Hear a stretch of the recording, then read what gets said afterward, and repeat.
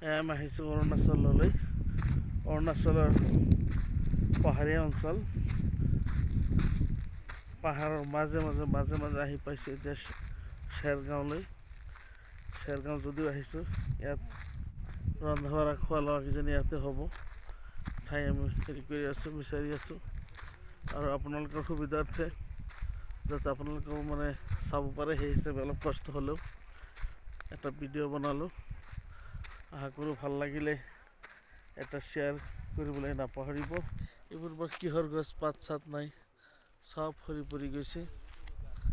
এয়া মানে চাৰিওফালে পাহাৰ, এয়া চাওক কিমান গছ গছনি, পাহাৰ পাহাৰ পাহাৰ। বাছ এই আগত আছে আমাৰ গাড়ী, দেখা গৈ আছে।